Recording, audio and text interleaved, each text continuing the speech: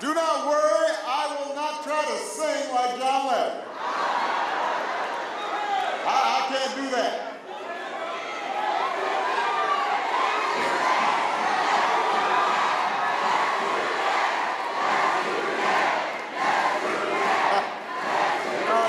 No. I can sing, but not like John Lennon. Let me say, first of all, whenever I come to Vegas, the hardest part is getting my team to leave. Somebody's always late for the ride to the airport. They're looking a little ragged, a little bleary-eyed. You know, sometimes they're always a little late. But the reason I'm here is simple. I'm here to ask you to vote. I'm here to ask you to vote for your members of Congress, Dina Titus, Susan Lee, and my good friend, Stephen Horsford. I need you to vote for your next Secretary of State, Cisco Aguilar,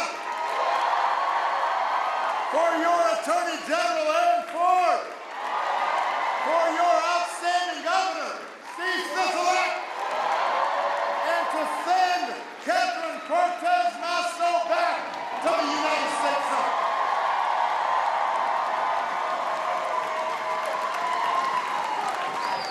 And here in Nevada, you don't have to wait for November 8th to cast your ballot.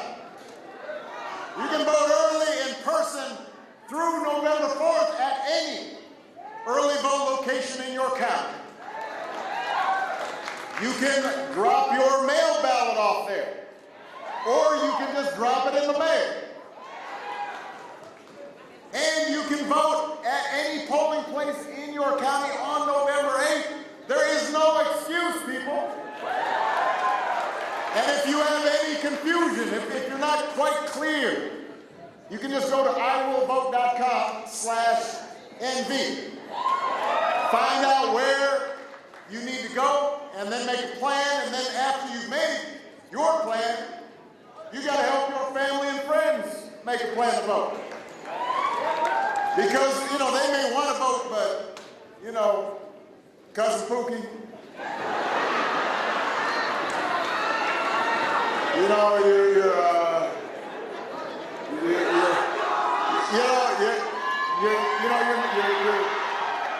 your nephew says something, like they're planning, they tell you they're gonna vote, but they're on their couch playing a video game. You gotta talk to them. Don't just let them say, yeah, I'm gonna vote. Now you gotta take them with you if you vote early. Or if you vote in person on election, they take them with you. Because this election requires every single one of us to do our part. It's that important. Now, I think it's fair to say that this country has gone through some tough times these past few years. We have been through some stuff. We're just now coming off a historic pandemic that wreaked havoc on families, on schools, businesses, communities. Everybody was impacted, some more than others. A lot of folks lost people that they loved. Maybe some people in this room lost some people that they loved.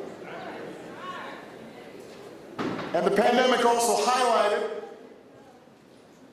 in some cases made worse, problems we've been struggling with for years. An economy that works real well for folks right at the top, but not so well for ordinary people. Housing, I love you back, but I'm gonna make this point. Housing prices that are out of reach for too many people. Here in Nevada, you know that better than most. Communities where too many kids are out of school, and then they're out of work, and then they're out of hope. And sometimes that leads them to violence or despair. And then you've got this erosion of just basic civility. And democratic norms. You got politicians who, instead of wanting to bring people together, do their best to stir up division and make us angry and afraid of one another, all for their own advantage. And all of this gets amped up. It gets hyped up 24/7 on social media because they find it more profitable to stir up controversy and conflict than to lift up the truth and facts. And we've been seeing recent examples of this. Look, a friend of mine, Mr. Paul Pelosi, was attacked viciously. Somebody broke into his home looking for his wife, Nancy Pelosi, the Speaker of the House. And thankfully, I spoke to Paul a couple days ago, and he's going to be okay.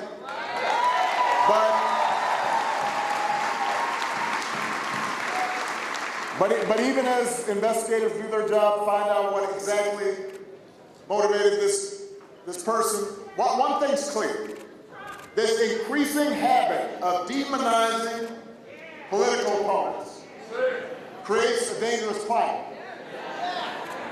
And elected officials who do not explicitly reject or participate in over-the-top rhetoric, if that's what they're doing instead of, if they just ignore or make light of that kind of violence, or if they encourage their supporters to stand outside voting places armed with guns and dressed in tactical gear, if that's the environment that we create, more people are going to get hurt. And we will be violating the basic spirit of who we are as a people. And by the way, let me just say, it is not just politicians now. I mean, we've seen just in the last few weeks, whether it's out of malice or ignorance, celebrities just posting up vile anti-Semitic statements on the internet.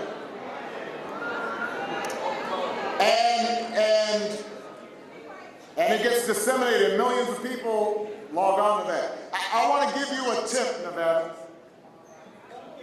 I want to give you a tip. If you see or read something on the internet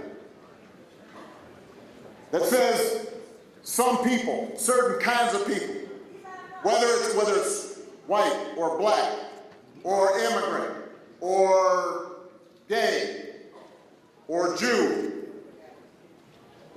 or Muslim, when you see something on the internet that says those people are the cause of your problems, that is a dangerous lie.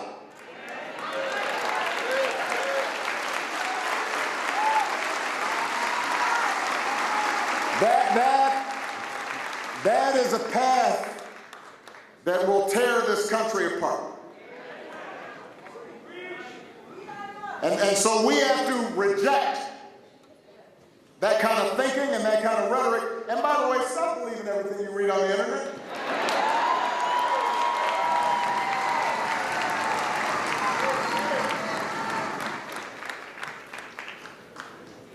So I get why people are anxious.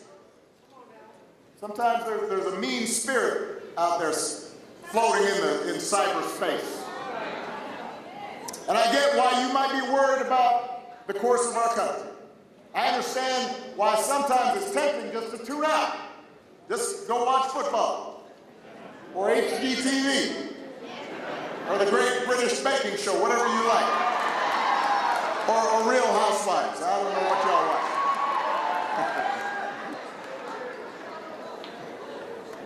But I'm here to tell you, Nevada, that tuning out is not an option. Moping and feeling cynical is not an option. The only way to make this economy fair is if we, all of us, fight for it. The only way to save democracy is if we together fight for it. And that starts with electing people who know you and see you and care about you and believe in you.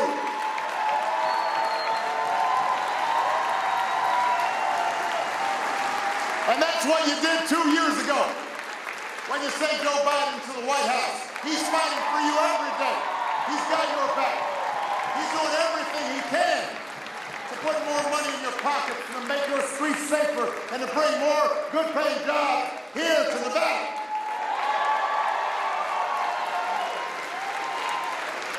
That's what you did when you elected Steve Sisolak, governor, and made Catherine Cortez Masto the first Latina elected to the United States Senate.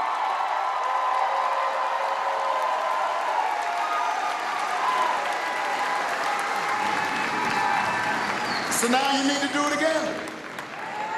Now you need to do it again.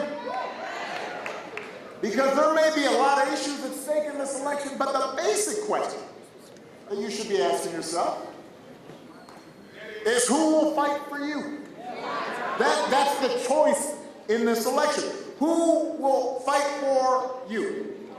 Who will fight for working people who are struggling to pay the bills? Listen, inflation's a real problem right now. And by the way, it's not just here in the United States, worldwide. It's one of the legacies of the pandemic. It wreaked havoc on supply and demand and supply chains. And then you have a war in Ukraine that sent energy prices through the roof. So you see gas prices going up, grocery prices going up. That takes a bite out of your paycheck. It's no joke, it hurts. The question, though, you should be asking is, who's going to actually try to do something about it? Because if you watch these ads, Republicans, they talk about it a lot, but what's their answer exactly? What is their economic policy? No, they've got one. They want to gut Social Security and Medicare and then give their wealthy friends and big corporations more tax cuts. Because that's their answer to everything. I'm not joking. Literally, it does not matter what's going on. When inflation is low and unemployment is high, they want tax cuts. When it's the reverse, tax cuts.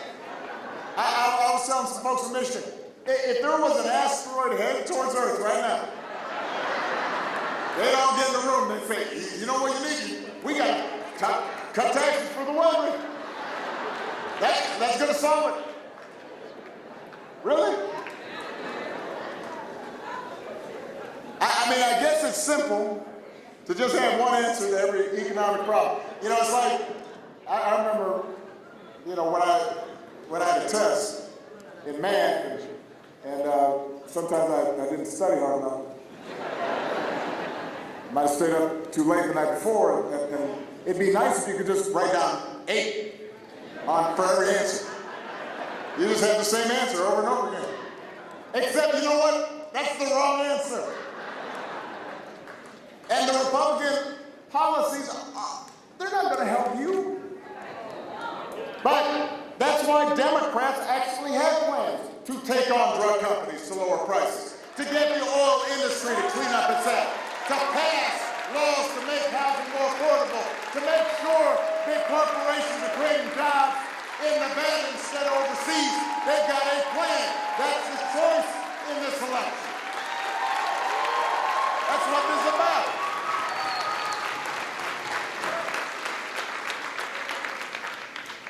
There's plenty. I love you back, but we got to focus right now. We got to focus. There's a lot of talk right now about crime. Now, violent crime has gone up over the last 7, 8 years. By the way, it hasn't just been the last 2. They never talked about it when it went up under the other guy. You notice that? Funny how that works. And by the way, it's gone up, not just in so-called liberal states, it's gone up in conservative rural areas too. But who will family's sake? Is it going to be the Republican politicians who want to flood our streets with more guns, who actually voted against more resources for police departments? Or is it the leaders like Stephen Horsey and Dina Titus and Susie Lee and Catherine Cortez Masto, who worked with President Biden to pass the first major gun safety legislation in nearly 30 years? That's the choice in this election. That's what's at stake.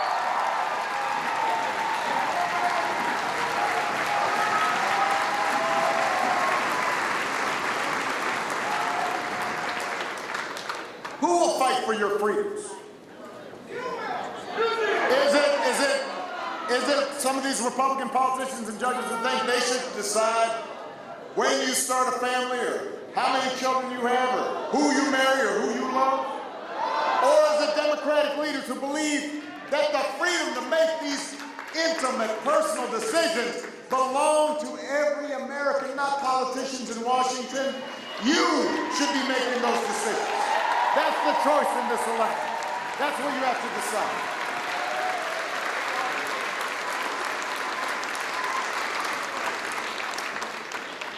And finally, who is going to fight to make our democracy actually work for you? You know, Republican politicians, they promise it. I'm not making this up. They're quoted.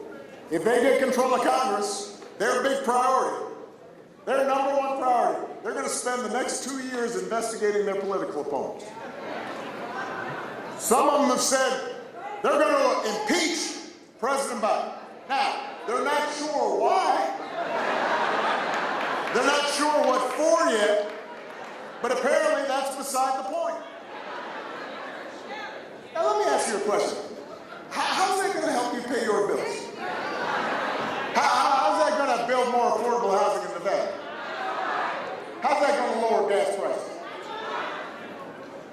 Is that going to help you, or do you stand a better chance with President Biden and Democratic leaders who work together, sometimes with Republicans, to pass an infrastructure bill that creates new jobs, who are making health care and prescription drugs more affordable, who made the single largest investment ever in fighting against climate change? That is the choice in this election. On the one hand, you got politicians who seem like they will do anything and say anything to get power, and leaders who share our values, who want to make your life better, who want to move the country forward. And let me say this, Nevada. One of the difficult things about these kinds of rallies these days is sometimes this seems so partisan, as if it's just a Democrat-Republican thing. Look, my favorite president is a guy named Abe Lincoln, who helped found the Republican Party. It used to be that there were GOP members who championed progress and civil rights and rule of law. But these days, just about every Republican politician seems obsessed with two things: owning the libs and getting Donald Trump's approval. That's their agenda. They're not interested in actually solving problems. They're interested in making you angry and finding somebody to blame. Because they're hoping that way you don't notice they don't have an agenda. They don't have answers. I can tell you what Steve Sisolak is obsessed with. He may be too modest to talk about himself. Here's somebody who comes from a blue-collar family, raised 2 daughters as a single dad, started his own small business from scratch, and if that wasn't enough, also cares for his 96-year-old mother. Now, so Steve makes the rest of us look like slackers. But you know what that tells you? It tells you that Steve knows what Nevadans are going through. It's why, as your governor, he expanded child care. That's why he worked to lower the health care costs and to give teachers their first raise in over a decade. He knows what it's like to struggle. He cares about folks who are trying to make ends meet. He wants to make a difference. Over the last few years, Steve has made a difference. It's why Nevada's had one of the fastest economic recoveries in the country. But he knows we're not out of the woods yet, which is why he's investing in things like affordable housing. That's why you know you've seen him fight for you. Now, Steve's opponent, I don't know who he's fighting for. He said he claims he's not a politician. But let me tell you, he sure acts like the worst kind. He says different things to different audiences, trying to play both sides. Somebody asked him, was the election rigged? He says, well, there was a modicum of fraud, but not enough to change the outcome. All right, well, was Donald Trump a great president? He's in a debate. Wait, don't boo. No. They can't hear you booing out there, but they'll hear your vote.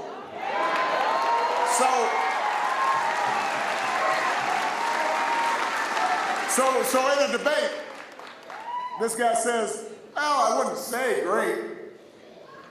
But then, after the MAGA crowd got mad at him, puts out a statement saying, yes, by all measures, Trump was a great president. He says he would repeal Steve's executive order protecting women who come to Nevada to get an abortion. But then he changed his mind. As sheriff, he called for restricting high-capacity magazines. Sensible. But then as a candidate for governor, he thinks that the gun industry should decide.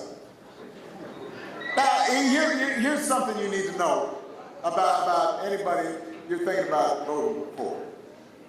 I'm a White Sox fan. No matter where I go, in good times or bad, I'm a White Sox fan. They've been bad lately. But you know, if Steve's opponent lived in Chicago, he'd be wearing a Sox cap on the south side. Then he'd wear a Cubs cap on the north side. Then maybe at a fundraiser, he'd wear a Yankees cap. Nevada, you don't need a governor who goes whichever way the wind blows. You need a leader like Steve who will tell you exactly what he thinks, what he believes. Because he understands the point of politics is not just to say whatever's going to get you elected, but to actually do what is right. That's the kind of person you need to support.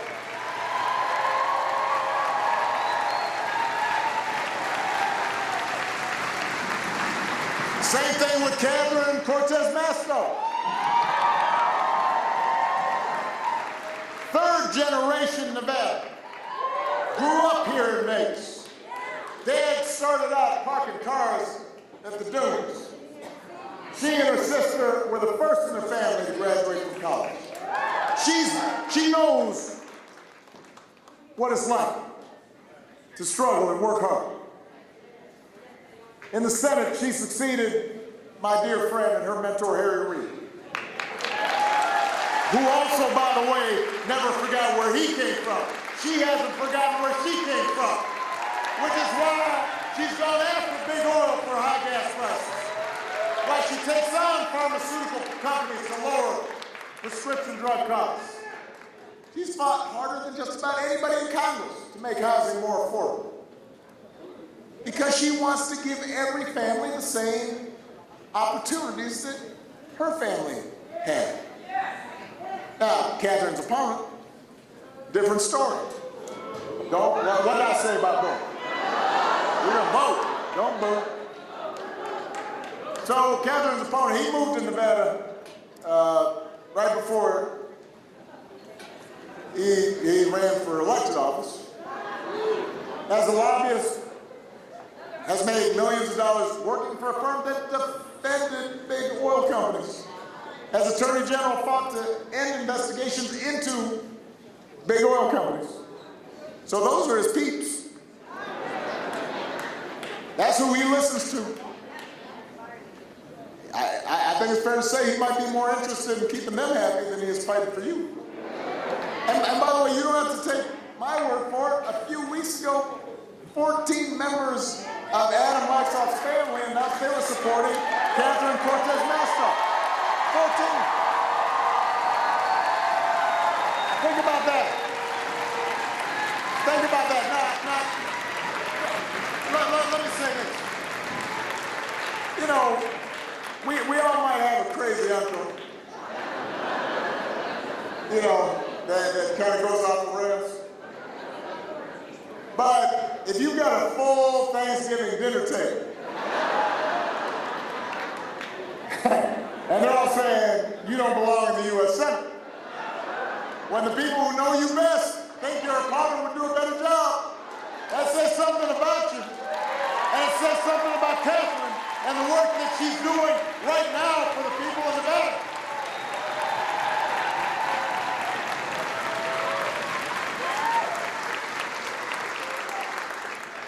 And you deserve somebody who's going to stand up for a woman's right to make her own decisions about her body and her health care.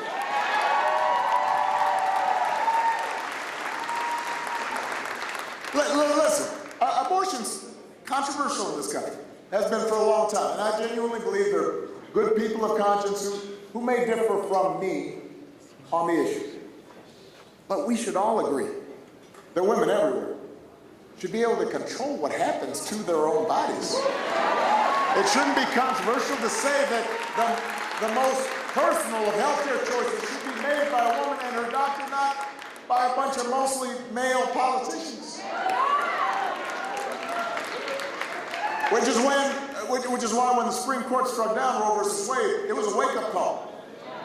Especially for a lot of young people, especially a lot of young women who maybe took Roe for granted. And it was a reminder that a politicized court can reinterpret what we thought was well-settled constitutional rights. We can go backwards. If Republicans take back the House and the Senate, we could be one presidential election away from a nationwide ban on access to abortion. And that might just be the beginning, because I taught constitutional law for 10 years.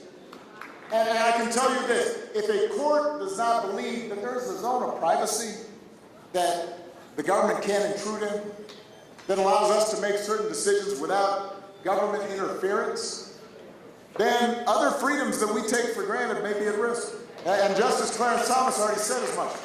If there's no right to privacy, then same-sex marriage could be at risk. Almost every Republican in the House of Representatives voted against guaranteeing a right to use contraception. Think about that. If they take back power, there's no guaranteed birth control, couldn't be at risk. And so, when you hear Catherine's opponent call Roe versus Wade a joke, and the Supreme Court's decision to overturn Roe a historic victory, that may not be how most women in Nevada saw it. Catherine has been a champion of women's health. If you send her back to Washington, she'll fight to make sure women here in Nevada always have access to the care that they need. That's what's at stake in this election.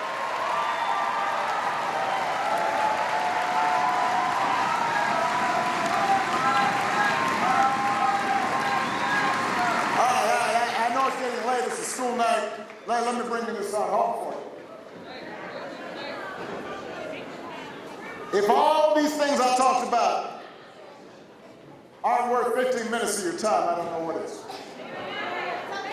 But just in case you do need one more reason to go vote, consider the fact that democracy is on the ballot.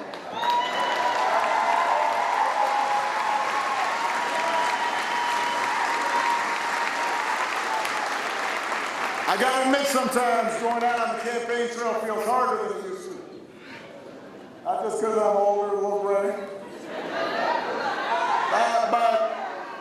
But back when I was first running for office, and that wasn't that long ago. You know, people didn't always agree with me on everything. But we could at least talk to each other.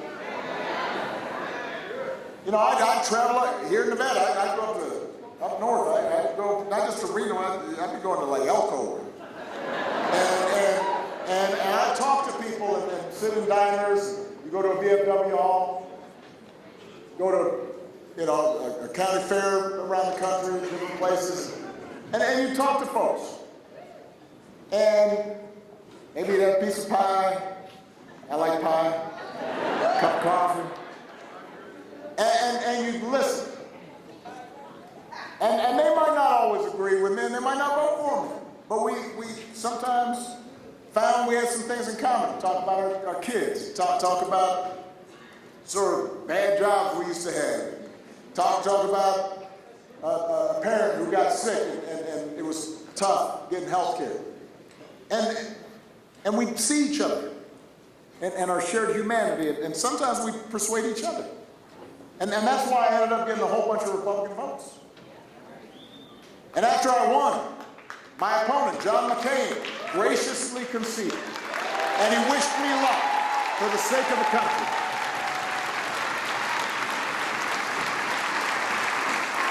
Because we understood that, yeah, we're competing, but we're also part of the same team, the same American team. That was the basic foundation of our democracy, and that's at risk right now. Democrats, let me tell you, are not perfect. I'm the first one to admit. I wasn't perfect. Politicians, just like all of us, make mistakes. But right now, with a few notable exceptions who deserve credit, most Republican politicians, they're not even pretending that the rules apply to them. They seem to be willing to just make stuff up. And that's true here in Nevada, just like it is across the country. As the co-chair of Donald Trump's campaign in Nevada, Catherine's opponent helped to lead efforts to overturn the results of the last election. Don't vote. What are we going to do? We're going to vote.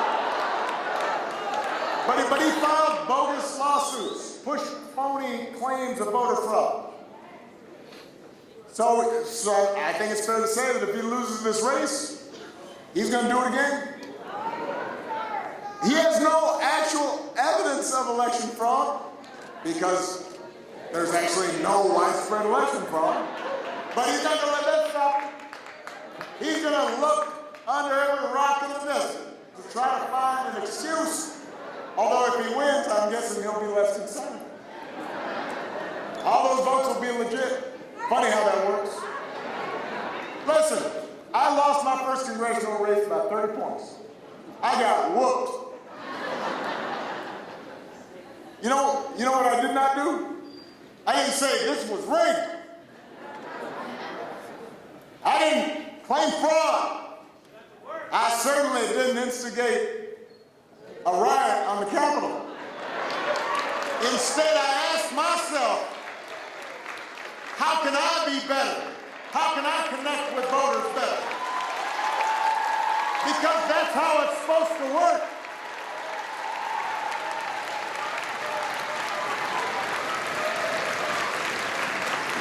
That's stuff we teach our kids, right? You know, you're in the sandbox, things don't go your way. You don't throw a tantrum. Throw something at the other kid. If you see your kid do that, you pull them aside. Kind of hard, too, you know. Listen, don't do that. We teach our kids to be fair, to be honest. Oh, we should expect the same from our politicians. Because, listen, I understand that democracy might not seem like a top priority right now. Especially when it doesn't always feel like the results work for you. You don't see enough progress on issues that matter to you and your family. Sometimes progress is slow. But we have seen throughout history, and we see right now around the world, what happens when you give up on democracy. You can see it in countries where the government tells you what books you can and cannot read. Countries where if you dissent, you get put into jail. Countries where reporters are silenced. Countries countries where it doesn't matter who you vote for because the same folks are going to win every time. And they'll do whatever they want. And where corruption is rampant because there's no accountability. When true democracy goes away, people get hurt. And it's hard to recover. It has real life consequences. And that's why generations of Americans fought and died for the idea of self-government. That's what this flag is supposed to stand for. That's why we believe and set up rules and democratic norms that work. Rules we teach our kids when they're little about being honest and being fair, about how groups are supposed to make decisions, and everybody gets a say, and everybody gets a turn, and if you don't get your way, you don't take your ball and go home or have a tantrum. You get over it and try to be better the next time. Democracy is at stake in this election, Nevada. And that's why it's not enough to elect Democrats like Steve Sisolak and Catherine Cortez Masto. We also have to elect good people up and down the ballot. Like Cisco Aguilar, who's running to be your Secretary of State.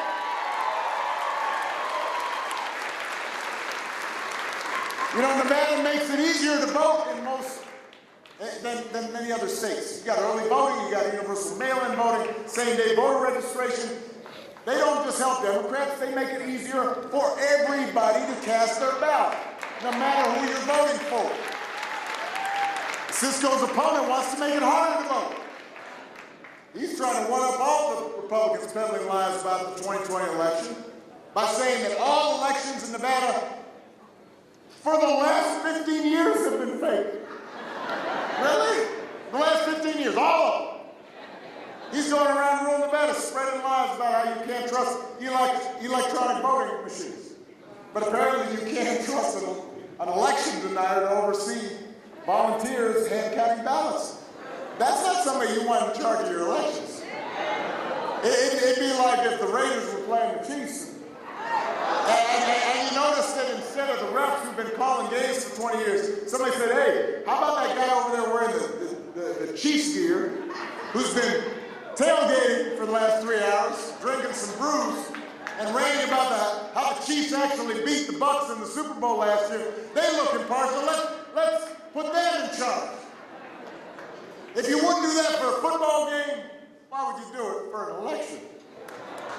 Instead, what you need to do is vote for somebody like Cisco who believes that every vote should count. Full stop. Shouldn't be a radical idea. It didn't used to be a radical idea. That's why you gotta send Cisco into the Secretary of State's office to protect the integrity of our elections. Make sure your vote is counted.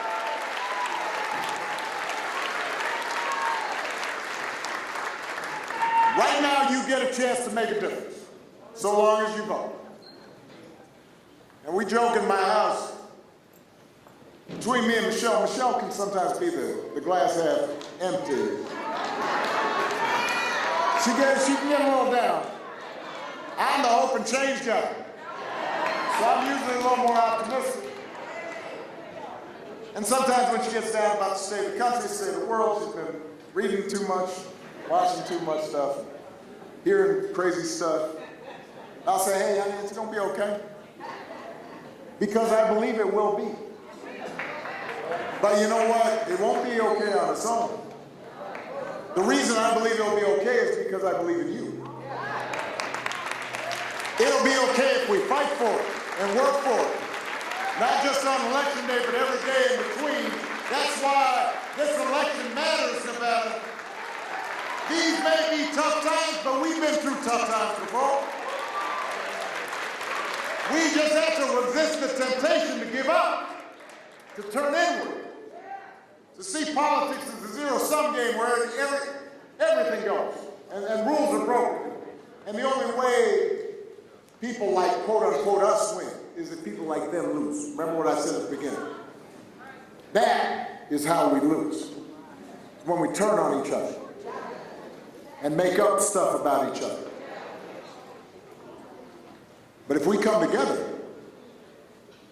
then I'm optimistic.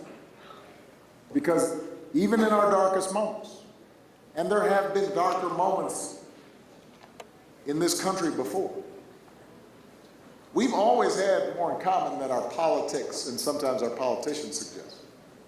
Even when times are tough, what unites us, family, community, respect, dignity, hard work, honesty. What unites us has always been stronger than what divides us. There have been certain values that bind us together as citizens. No matter who we are, no matter where we come from, no matter what we look like, no matter who we love, that's the promise of America. That's what this stands for. That's who we are. And in this election, you have a chance to vote for leaders like Stephen Horsford and Dina Titus and Susie Lee and Aaron Ford and Cisco Aguilar and Steve Sisolak and Catherine Cortez Masto, who believe in that flag and believe in those values and will fight for the big, inclusive, hopeful, forward-looking America that we all believe in. We may not fix all our problems overnight, but we can make things better. And that is what we're fighting for. So if you're anxious or frustrated right now, don't complain. Don't tune out. Don't get bamboozled.